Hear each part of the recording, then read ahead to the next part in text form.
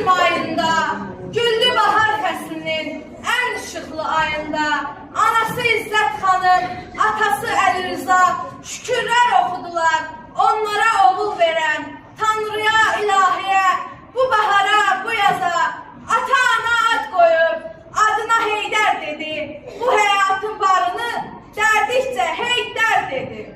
O boyatıb böyüdü, gündə bir darı boyda, ona layla çalanın xoş arzuları boyda. Hər anla, hər saatla, hər fəsillə böyüdü, damar-damar bəlkidi, pillə-pillə böyüdü.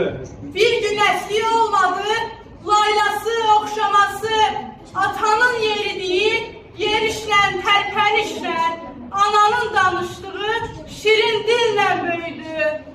Ana onu bir dəfə doğub verdi dünyaya. O hər gün bir nəğmədən, bir səsdən doğulurdu. Dar kömədən, daş evdən, məbəddən, məqbərədən, sıldırımdan, keçiddən, aşırımdan, bərədən, Haqqın ona verdiyi ilahi bir vergidən, eyhamdan, işarədən, yoldan, çığırdan izdən, Atabəy eldənizdən, Möminə Xatun adlı, türbənin naxşından, günəşin ışığından, buludun yağışından, çəmənlərin dumnuru, şehindən doğulurdu.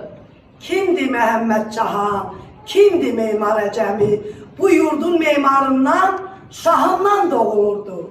Naxçıvan torpağının şəhdindən, şirəsindən, qayaların ağzından, çıxan ot kürəsindən, qədim tikillərin bağından, bağatından, şəhər səliqəsindən, köhnə kənd həyatından, günlü güneylərindən, qarlı quzeylərindən, Allahın yaratdığı qaya müzeylərindən, ürəyə işıq salan günəşdən doğulurdu, şimşəkdən, ildırımdan, ateşdən doğulurdu.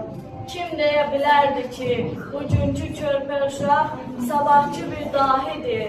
Biz kimi köküm verək, hökmü verən çıxardan Tanrıdır, ilahidir.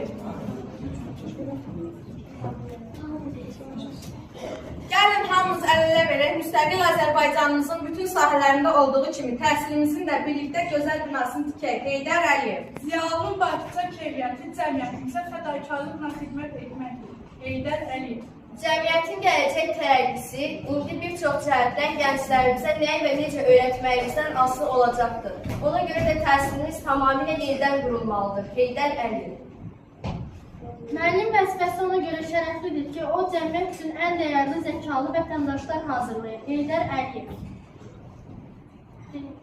Gənclərimizin mətanətli, məqsəd yönlü xarakterlə tərbiyə olunmasında